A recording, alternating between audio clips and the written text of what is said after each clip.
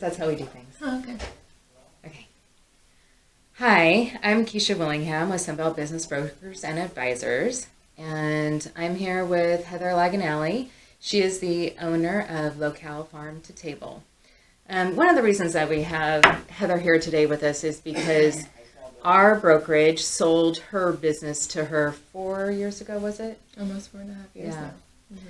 And she's really grown and changed the business. And so in our videos and our Facebooks, what we've been talking about is buying the right business for you, how to build the right business, and then how to exit it or how to bail, right? So that you have an exit strategy. So this week's Facebook Live is about building the business.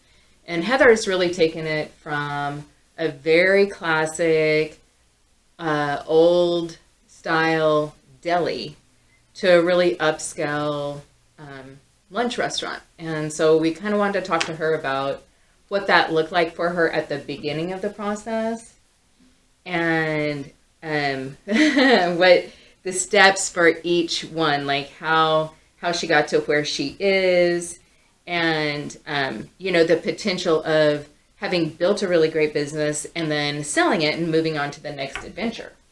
Right. So tell me. So back in 2015, when I came across Sunbelt, I wasn't really in the market for a deli. I was actually, I think that I had previously put in an offer for Wine Me Up over on the west side. And when You wanted to own a wine bar? No. No. Okay, fair. I just needed something. Space. I needed a place to showcase what I was capable of. And I was looking for something that was existing because I didn't want to have to invest my life savings into a business on a whim. I wanted to have something that already had customers and was proven. And so I was looking to start, instead of taking $150,000 or $300,000 and trying to build a business from scratch, I figured I could invest my savings into something that was already proven and existing, and then build the bit and transition it into the business that I hoped it could be. So this is a really great topic, in fact. So when our agents are working with other people in buying, a lot of that becomes about like what your intention is, what your purpose. So for you, you're looking for a place to showcase what you can do. So really all you need is equipment. And if that place happens to have like a flow of people, well then even better. Some of the things right? I was looking for when I was meeting with brokers, I was looking for a place that was in a great location. So the location you can never change. So my first priority was location. Second priority was how like the condition that location was in. And whether or not there was equipment involved in the sale of the property. So if the equipment was in decent condition, when you buy a house, like, or does it have good windows? How does the roof look? Right. Things like that. And then for the client base to see what type of numbers they were already bringing in and generating based on their prior years of business. So those are the three factors that I was considering. And then I knew that I couldn't change it overnight, so I was going to have to sustain that whatever the existing business was for a short period of time to build a relationship with the customer base, to just earn their trust. Right. Yeah, and then go from there. So in that, how, like, in your mind, what did the steps kind of look like in that kind of slow transition? So you're here for 6 months, building relationship, connecting in with the current customers of that already existing business. So, and then, because I've seen the transformation over the last 4.5 years. Yeah, so. And I think that it depends on the industry that you're in. I feel like restaurants are a little bit different than other businesses. So for me, I didn't know anything about the restaurant that was existing. All I knew was the customers had been coming for quite some time. The business was existing for about 10 years. The previous owner was retiring. Her and her husband were moving out of state, and she built that business from scratch. And the struggles that she endured, she shared with me. She shared her journey with me before we actually closed escrow on the business. I bet that was an interesting story. It was so interesting. She was 68 at the time I met her. Her mother had just passed, and she was looking to get out of the business. She put her heart and soul into that business for 10 years, and the customers that she had obtained and had regular customers coming in were her family practically. I mean, she had built such a close relationship with them over the 10 years that she ran that deli. It was Union Station Deli, and I mean, the love and the passion and just that sense of community there was really strong. So for me, one of the biggest challenges was to do the transition as slowly as possible. And I already had all these ideas and ambitions and desires, and walking into a space that didn't reflect me or I didn't resonate with was one of the hardest challenges that I've faced.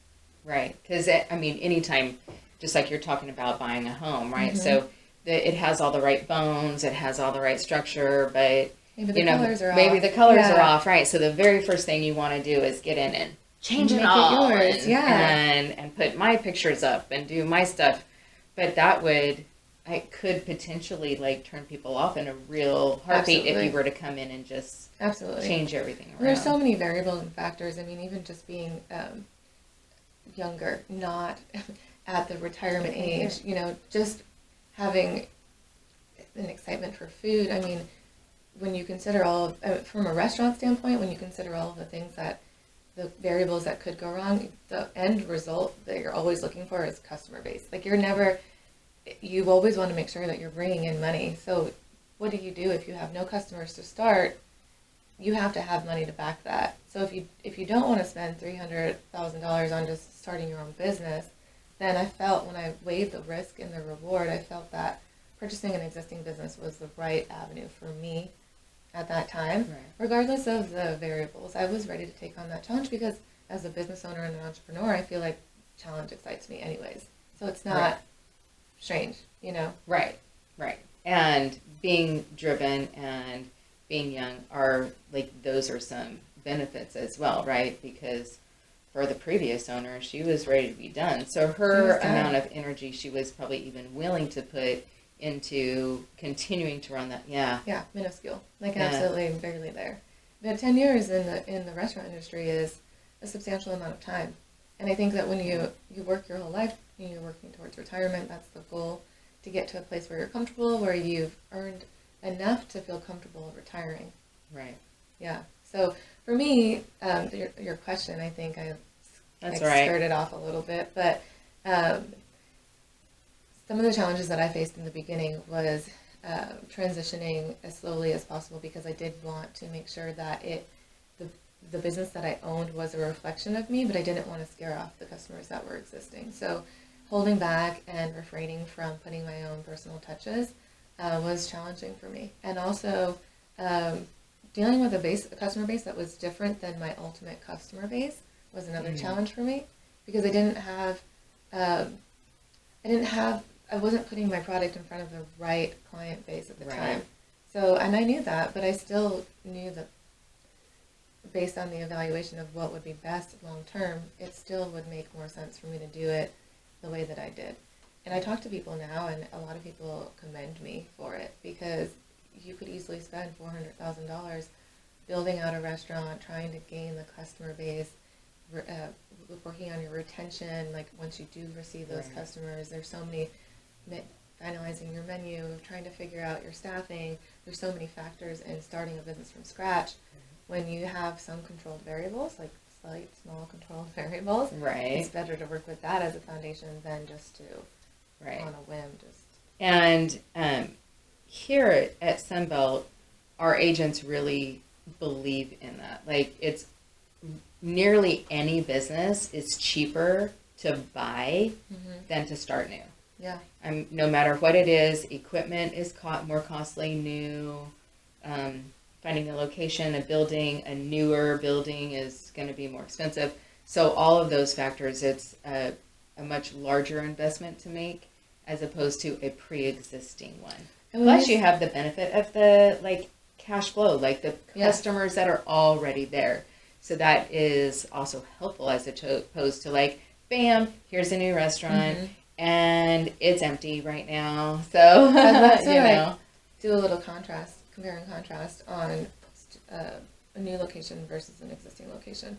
So when I purchased Union Station Deli from the previous owner, I knew that I was going to turn it into an eatery. I knew that the size was important. The size of the kitchen and the size of the seating capacity was important. The location was prime, in my opinion. At one point in business, over the last 4.5 years, I was faced with a challenge that I might have to move locations. And when I was faced with that challenge, I started researching other businesses and other locations and potential spots to move my business. And when I did that, I realized that I would have to go from paying what I was paying to about 6 to 7 times what I was paying in order for me to move my business, which that was for new construction. So some of the places that I looked at were, I tried to look at a slew of places. For the most part, the average was about 6 to 7 times what I was paying based on what I purchased the business from a cost per square foot and the rental agreement that I had put in place. So the rental agreement that I had at the time versus what I would get somewhere else, just not even talking about equipment. Anything else? No, just talking about a shell of a space. And these places, newer constructions, they were gray space. So I think that's what they call it. It's really just the walls and the floor. And that's it. Yeah, so then you would have to come in and do all the... And those new constructions were about 12 times what I was paying at the time. Yeah, 12 so times. Good thing you didn't have to move. Yes, it was a blessing. And I really was presented with an opportunity to purchase my building after all that. 3 years of being in business, which was... Even a better opportunity, right? Because it's better to own than to lease. It's a bigger investment. Better. But so purchasing a business that was existing for me, they already had set up an agreement for X amount of time. So I was able to get in and the business wasn't necessarily what I would want ideally, aesthetically. Yeah. So I was able to get in on more of a ground level than like mid or high level. Right. So I thought that was pretty beneficial. So over the past 4 years, you transitioned the space that is much more reflective to who you are as a person. Still getting there. I'm curious, are there any original customers of Union Station Deli that come in? Yes. And what's their response? Take on it?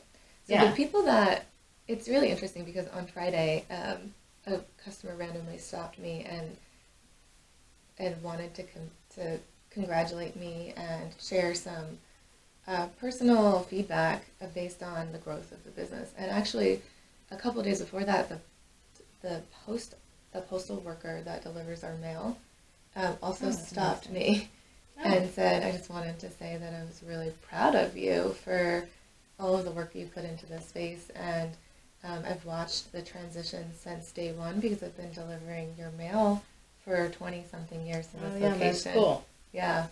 So it was really interesting to hear people that have seen the space transition and then people that have frequented the restaurant since day one, even prior to me even being a part of it. They were Union Station Deli customers.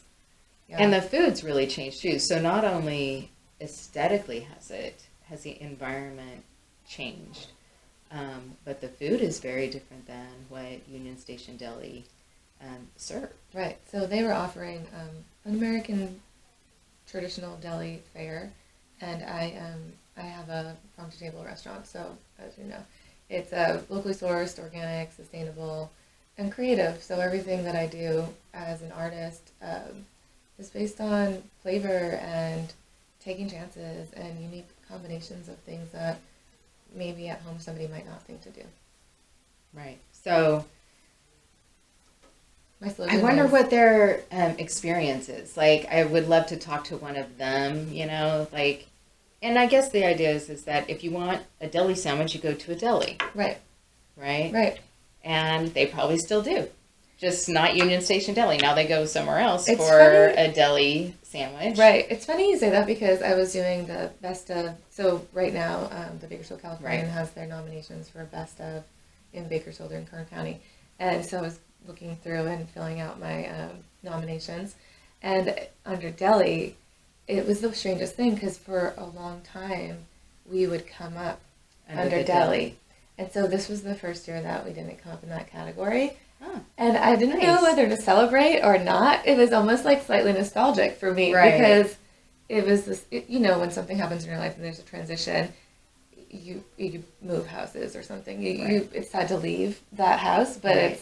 it's nice to start new. But there's some kind of like a gray Yeah. area there where Sure. And yeah, there's a bit of a sadness, like, oh, I guess gotta let go of that chapter's closed Yes. now. Like, Mhm. really close. So So now I'm strange. really being recognized as, An eatery as a standard restaurant. I mean, right, That's- as opposed to being in the deli section. yes. Oh, that's cool. Yeah, Yeah, that's so very too. cool. So So now,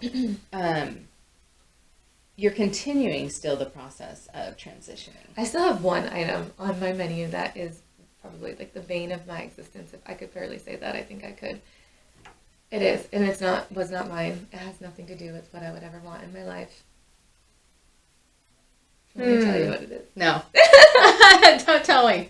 Don't tell me. No, because I haven't found anything on the menu that I don't like, so I think I could have a few guesses as to what they might be, but maybe only because I know you. Yeah, there's one, And there's one item. Is it because that was like the favorite there? So, And No, like, what? I think what it is that in any business, you try to recognize trends, and you try to you pull reports, and you try to figure out what's bringing in money, what's not, what's profitable, what isn't, and you weigh your numbers. So when I look at that item in particular, I think what happens is Bakersfield is kind of conservative, and there are not a lot of restaurants in town that are, like I was telling you earlier, our slogan is where creativity meets local ingredients. So there are not a lot of restaurants that adapt that model and that really focus on creative fare. And so traditionally in Bakersfield, people have gotten accustomed to eating in a certain way. When they go to the restaurant, they have things that they expect to see on the menu, and they go to them. They kind of gravitate towards what's familiar. So I think now that I'd say about 95% of our customers are true to, like, they're in sync with what our mission is, and they're in sync with our values and what we stand for. There are, people that bring friends that might not necessarily fit into the category of the diner that we have. And so when that happens, they order the one thing that's on the menu from the other restaurant. Really? Every time. 90% of the time, it never fails. Oh, that's 90%. funny. Or they'll order something else and make a lot of modifications and just, yeah. Right. So it's usually they gravitate towards that one item, or they just completely change everything that is existing on our menu. Right. Because they aren't accustomed to thinking outside the box. And I'm not doing anything crazy there. It's not over the top. It's No, just, but when you talk about, the expectation of a consumer who's not in alignment with your mission. Right? So if people understand what a farm-to-table restaurant is and pays attention to what your slogan is, then there's an understanding that this is going to be a little bit outside the box. And it's even also going to farm to table. Yeah, exactly. So that it's going to have more of a creative flair, that it's going to be slightly different, which is one of the things I like about it. Same. Right? I would hope. Right? Yeah, for sure.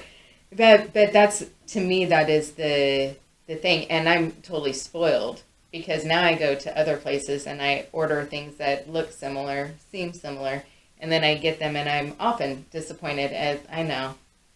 But that's what happens. I'm like, dang, but it's just not as good. Like, I shouldn't even bother ordering it here because, like, it's better at Heather's place. And it's interesting because there are not a lot of things that you would necessarily find in other places, but there are Similar. Yeah, there's like spin-offs. Like we have a Cuban, and that Cuban sandwich it's not a standard Cuban sandwich, but it's similar to the original. And I remember when I made it up, I was at my house one night and I was hungry and it was like 11 o'clock at night. And I was thinking like, well, what do I have? And I started looking through my kitchen, and I was like, well, this is similar to a Cuban, but it's not quite a Cuban. And then when you come down to making sauces and stuff, and you add in your own little touches, it really it still pays good tribute to the original, but Right. there's a few things that are unique about it. But it makes you appreciate when somebody takes that extra time to like customize something, make Absolutely. sauces from scratch, or locally source your bread, or not use deli meat. I mean, I feel like that's a huge Right. step, you know. Right. Yeah. So the quality, I think, is also a huge factor.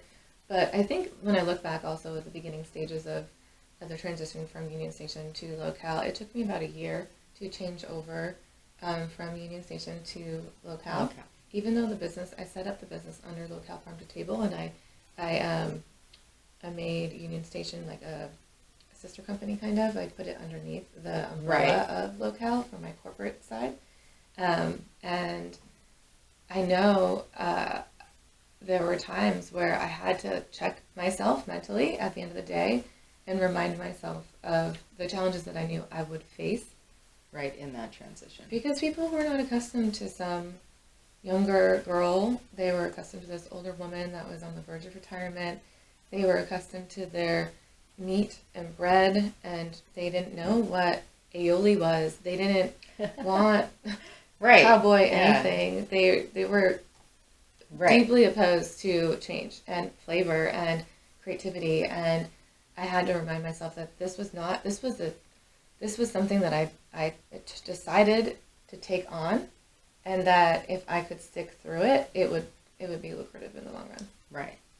And just know that that's like part of the growing pains, or part of the transition is like, yep.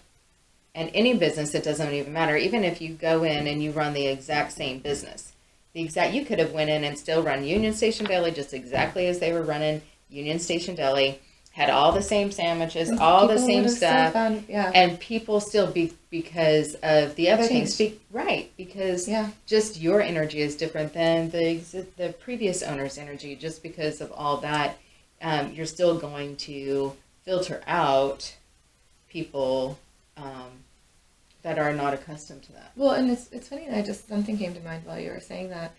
In the beginning, I remember talking with my broker, with Russ, and I was really adamant about having the previous owner dedicate, 2 weeks of their time to train me. And in hindsight, now looking back, and even in the moment, I realized that was not necessarily necessary. It was not something, if I could do it again, I would not have chosen that. Maybe 2 or 3 days, but that would have been sufficient. But what I noticed, what was happening, when people realized that she was going to be leaving, they resisted it even more. And so then it created a divide, and almost forced people to want to choose between the two of us, in a sense. Interesting. And so I didn't expect that to happen, and that's why I wanted her to stay. Right. But also, I feel like there's benefit in knowing that you can reach out to somebody and contact them regarding the business that they built for 10 years, versus having them present for 2 weeks on site while With you're you. trying to transition and grow with your new business. Right. It's probably, and that's one of the things that at Sunbelt, when we're selling a business, is that we often ask for that. We ask the sellers, the current owners of the business, to commit some time to training. Now, some of that is going to be Behind closed doors. behind closed Yeah. doors, exactly. And in a lot of the businesses, it is. Yeah. It's in the back room. It's Not in the public eye. It's not in the Right. public eye. So in your situation, because it is. Although I feel like, and I don't know how it worked out, but I feel like she could have eased that transition by just going, "This is Heather," and That's what she right, did. I'm She so was excited. great. Okay. She was great, but they did not. Yeah. They didn't Fair want to enough. hear it. They did not Fair want to hear it. And so for me, I realized that at day 2 or day 3, and I told her that I didn't need her to come Right. back. I was like, honestly, you really have helped me tremendously, and she really did. She lined up a lot of the transitions from accounts and other Right. things from an administrative standpoint.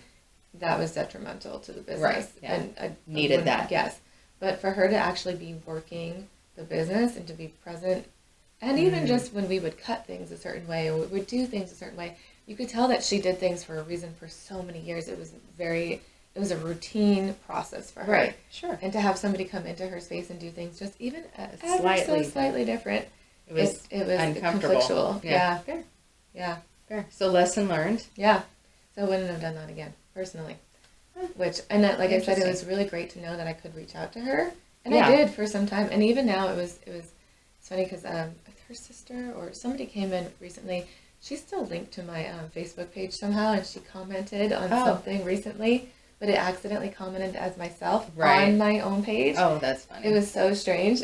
Right. So she said that she She's was an proud like of an me. admin. Yeah, proud of all the things that we accomplished, but coming from it had like a locale. It was interesting, but it was cute to see that she still kept up with the business to see where was we still curious about it. Well, you can't. It's like your child, right? You raise them to grow up and move out of the house, right? But you still want to be like nosy and check out what they're doing over there, on their Snapchat. What are you doing? Yes, so but it's nice because some people could just walk away and never look back. Mm-hmm. No, that was one of the things that was hard for her in the beginning. She built that business from scratch. And so she put a lot of energy into just guerrilla marketing, hitting the streets, really just developing that business from nothing. And so the pain and the struggles that she faced in the beginning were a result of her starting from scratch. And so when it came time to let go of that business, it was difficult for her to know that it might not ever exist again. And so she took comfort in knowing that I wasn't going to change it right away. And that I really valued the work what she had she put built. in. Yeah. So now over the 4 years, so it took a year to go from Union Station Deli technically to LOCALE and being branded as LOCALE. And then over the next several years, it's been a primary focus on the aesthetics of it and the menu. So my first goal was to learn the business and really get the process in place and work with the employees to make sure that we were like a close-knit family, because they had, I had also retained their employees as well. Okay. And so that was a pretty big challenge. Yeah, no kidding. It was a really big challenge, and it didn't really last as long as I think the employees might have expected. It was interesting because I gave them all the opportunity to leave or to stay, and they decided to stay. And after about 6 or 7 months, they kind of like fizzled out because the different. Everything was changing, and I still stay in contact with some of those employees to this day, and we built a really great connection. And it was really interesting to see like whose path you cross. You know what I mean, from that transition. Yeah. But yeah, so my first goal was the staff, just make sure that they were all on board with what I needed to do and like what my ultimate goal was going to be. And the process, getting everything down, learning about the ins and outs of the way that space flowed. Fair, right. And then from there, it was introducing specials, trying to figure out a way to bridge the gap and do it to where it wasn't obtrusive or too pushy. You know what I mean? I didn't want to force my concepts or my creations on everyone. I just wanted to politely, introduce Here's this beautiful little thing, and you can try it if you want. Our first special was our tri-tip melt. And I remember, the reason I say aioli in the beginning was because I remember explaining it to customers. I made the sandwich, tried it out, took a picture, posted a sign, a flyer by the register, and then I would tell people, this is our daily special. It's on local sourdough bread that we get from Pyrenees. We make a homemade aioli, which is like a garlic cream sauce from scratch, and then a homemade chimichurri, which is a really like fresh sauce with herbs that are it's like fresh parsley, fresh oregano, olive oil. We use local olive oil, sea salt, garlic, a little bit of vinegar. But it's really like bright and like it has a really interesting complement to the aioli. They're two totally different sauces. And then the tri-tip, we cook it really slow and long on a Traeger with wood pellets, and we do like a dry rub on it, and we have some provolone and a cheddar cheese that's melted on top, and so it's like a melt, and like it's just a good solid sandwich, especially for Bakersfield. I'm from the East Coast and never even heard of tri-tip. No doubt. So I was like, what is this? But, yeah, it's definitely, it's a Central Valley. Right. Yeah. Yeah. So I felt like it was like paying ode to our roots, kind of, Right. you know? But people still, they were like, Trimmy, what? And aioli? Like, no, I don't want that. No. Mustard mayonnaise. Not even. Right. Like, tri-tip, no salt, no salt. pepper on sourdough. That was their customer base. It was really cut and dry. Yeah, Simple. cut and dry. So that was that. Yeah. So people, the process, and then trying to like integrate specials, and then from the specials, it was transitioning the menu completely away from what was existing, slowly taking off things off of their menu, and then working on the space. So the space was the last thing, and I've only probably worked on about 40% of it. I still have some substantial, and if I could just go in there and yes, then I would change at least 60% of what's existing. Right. Right. So. But that takes time. And even if, like, to me, that 40% seems more than that. It's pretty substantial what paint can do. Yeah. When you think about it. Right, yeah. Right? So a little bit of paint goes a long For way. sure it does. Yeah.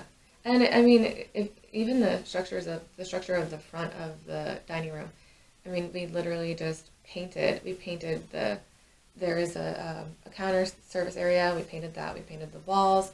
We put up new curtains. They had like a curtain that they used for covering their like soda area. We put up window treatments that are just like the solar Shades. Yeah, a shade that they didn't have before. Just those little things. I mean, that's pretty much the only thing that we changed in the front dining room. The furniture's the same. The floor's the same. The wall, that brick wall has been there forever. Yeah. And the floor needs to go. The floor should have probably been the first thing I changed. It's so old. It's been there for about 30, 40, maybe longer years.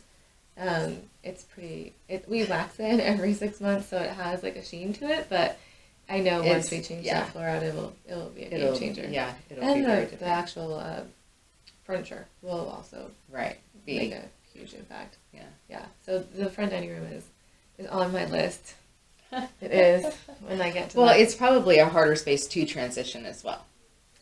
Right? Just because it's the space that's being used. I feel like it comes down to money. I think a lot of people in business, they take the first thing that they do is they fall in love with the concept of owning a business, what the name is going to be. They fall in love with the potential, of the dream. And it's almost like mystical and like, it's fun to kind of be in that space. But for me, I knew in a restaurant, your margins are pretty slim, and didn't want to overinvest on the front end. I wanted to earn the changes. Right. Yeah.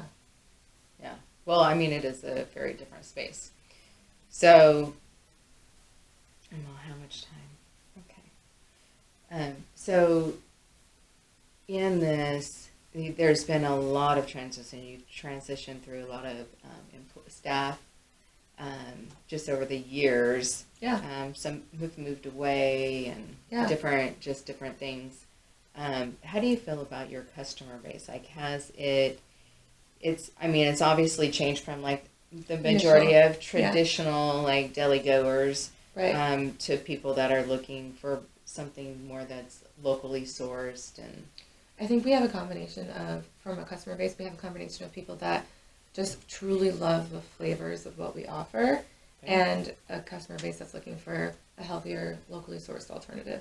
I don't necessarily look at the customer base and think that they 100% meet what my expectation of my targeted client base. Right. But I feel like it's at least 50% foodie, 50% health conscious. Okay, fair.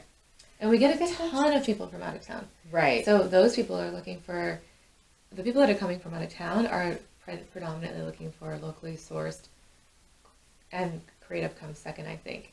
They're looking to experience something that's unique to an area and a demographic versus their fast food places that they would be traveling through on the 5.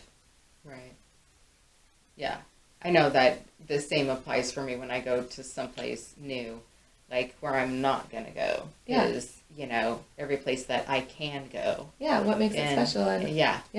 So I'm going to go try to find something that's unique to that area. Yeah. Yeah. And I think for a long time we were probably, I think in Bakersfield we think that we're known for Basque food. And I feel like that's not an unfair assumption. But when I speak to people that are traveling to Bakersfield, they don't know about our heritage or our lineage or any of the things that we are proud of. All the people that I meet that come to town, they don't even know what Basque food is. They're like, Basque food? What's that? Yeah. For us, it seems to be a normal it's like thing. A staple. Yeah. We think, for our area. It as a staple. And it is just because of the people that built our city. So, but super interesting. From an outsider standpoint, they have no idea. They just see farmland while they're driving. And if you think about it, you don't ever drive through the heart of Bakersfield on any main freeway. And they're not driving on the 99. No. They're literally the people that I get. I'd say I've been actually doing a lot of analytics and looking through to see like who we're getting from a customer base, even from Yelp, from some of the online sources that I can break it down. Yeah, where are they coming from, and who's responding, who's writing reviews, who's feeding into our business, and it's about 45% of our business is coming from out of town, according to the last. That's over the course of a 4-year time span. Okay. In the last year or so, that number has exceedingly increased. So interesting. Yeah. Okay, so to tie this up and connect it to our Facebook Live segment that we'll be doing tomorrow, what is, you're at the building the business stage, and clearly you still have some dreams and ideas about where that's going to continue to go and what you want to, like what the ultimate dream, what it should look like, and when you get to walk away, you know. I think anytime that you invest your time, you're looking at what does it look like in 5 years, what does it look like in 10 years, and when you start a new job, you're hoping to get promotion so that you're looking for that return on your investment. Right. And so for me, I wanted to dedicate 5 years to this business to see where it stood at that 5-year mark, because I know in restaurants it takes, if you make it after 3 years, they say that that's a huge accomplishment. Most restaurants fail within the first year. 85% I think is the number, which is crazy. Yeah. And that's why I think it's important. And it's such an expensive industry to get into for it to fail in 12 months. Well, and that's why we're 24 months. It's so important to circle back to purchasing an existing business, I think. Right. Because I did the math. I did the math on what it would look like to start from scratch. And I was looking at $350,000 like easy. Right. Easy. Yeah. Just to make sure that I could stay afloat. And I was actually on MoneyWise a few months back, maybe 2 or 3 months ago, and they said that one of the reasons that we in Bakersfield see a turnover with restaurants is because it's a lack of funds. So it's not about the restaurant isn't succeeding, it's not doing well, it's not about the customers aren't there, it's about having that nest, that emergency fund, that the finances to be able to get through the ups and downs of the first 3 years. I think we'll be addressing that tomorrow in that Facebook Live. As I was kind of looking through the outline of it today, but is having that continued capital to continue to run it. It'd be the same thing as buying a house, right, and not having any money in case the air conditioner goes out, or not having or a car that needs new tires, or all these things that in order to maintain anything that we purchase is going to require some level of maintenance, and not having funds set aside for that is just really a bad business call. It like takes money to make money. Yeah. Yeah. Yeah. So You need to have a little bit of so you need an cushion. emergency plan. Yeah. I need to have some cushion. And even if you do, I mean, it's a risk, right? Right. At the end of the day, like you're going Right. into business because you want to take that risk, and if you have the better you set yourself up to succeed, I mean, the better. Yeah. Okay, so what would you recommend to other business owners that may be purchasing a business right now and then getting ready to go into the building the business? What is your advice? What have you learned from this? I know, way too much, right? And I don't have time for that. Gotcha. Okay. Yeah. Three things. Three things.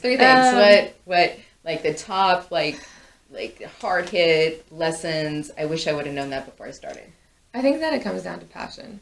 I think that if you go into a business and you expect to get rich, I think that for me, it's never been about that. It's about making a difference and doing something you're passionate about. My dad told me when I was really young, Heather, your goal in life isn't to go to work to make money. It's to go to work and feel like you're not working. It's to go to work and do something that you love and just happen to get paid for it. And so if you can figure out a way to encompass that, I mean, there's huge value in that. Yeah. So passion, I feel like, is one of the things that I don't know if I would be sitting here if I didn't have that.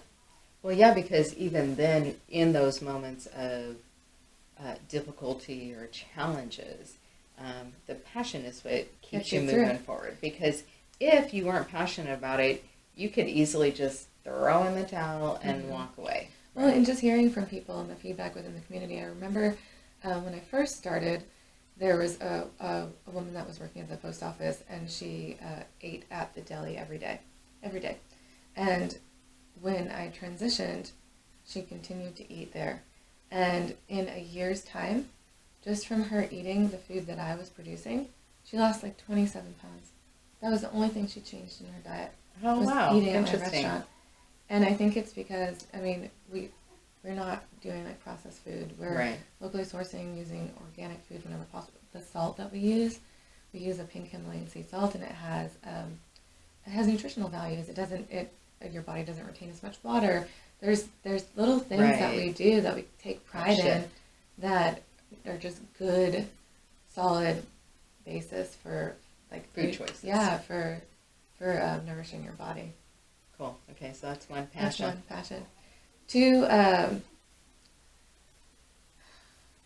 think it's just knowing that it's not gonna be easy necessarily in the beginning, and accepting that, knowing that you're gonna have to put in some time and dedicate a little bit of energy to yourself was one of the biggest challenges. I've the balance between figuring out, and I'm still I don't even know if I've 100% figured it out, but I do know that work on it.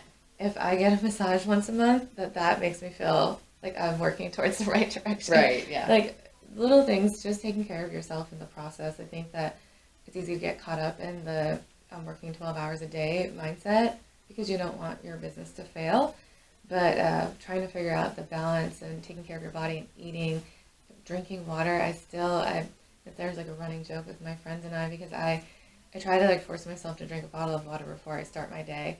I try, but then I have to go to the bathroom every like 10 seconds. Right. And so it discourages, right? It discourages that whole, Yeah. So trying to figure out a way to balance your own health and your well-being and your sanity. I mean, by spending time with your friends and your family and turning off work at some point. But yeah, knowing that you're going to have to really make some sacrifices in that first year. I think looking back, I didn't really make as much time for myself as I could have. Okay. And thirdly, tell me the question again. What did I learn? Yeah, yes. Like what and advice, like so passion, balance. You would say like work-life balance. The biggest take I think is ultimately having the finances to back up your dream. I mean, yes, to really just make sure that you're not setting yourself up for failure, and setting some capital aside to allow yourself So to not succeed. only the money to purchase the business, but money to For the, nurture the business. right, for all of the unexpected things that might come your way. Yeah. And trying to be a little cognitive of setting money aside along the way too. Right. So don't worry about just what you have already set aside, but setting aside additional. Yeah, because I mean, I feel like that would be Ebb and flow, right? Yeah. Businesses ebb and flow. There's busy times and there's slower times, and seasonal, indoor, outdoor. Like there's so many variables when Yeah. you're dealing with any business, but a restaurant there's lots of seasonal changes as well, right? Even in your locally sourced, like what's available, Yeah. right? So those change. And I think believing in the process. I mean, believing in like taking that chance in the first place is the biggest step that you can do. So if you're there and you're willing to take the chance, I mean, believe in it and hit the pavement running. Because I think a lot of times people tell you no. They are like, oh, well, that's not going to work. This isn't going to work. Oh, don't do this. Don't do that. But if you have something and you've done the homework and you think it's going to be successful and you have some capital set aside, then take that chance. Do it. Yeah. Right. Yeah. Yay. Thank you. You're welcome. All right. Hang on just a second. Let me finish this up. Thanks for joining us, and feel free to give us a call at 661-323-2358. If you have any questions, go by and visit LOCALE on G and 18th, across from the post office. It's 1727 18th Street, and we're open Monday through Friday from 10:30 to 2:30. But we're on Instagram and on Facebook, so follow us there. We do tons of things besides just the standard fare, lunch fare. We have private parties. We do catering. We actually do craft nights. We try to stay heavily involved. We even have a little mural alley behind our restaurant with a revolving concept on art. So, yeah. Yay. Thank you. Thank you. Awesome.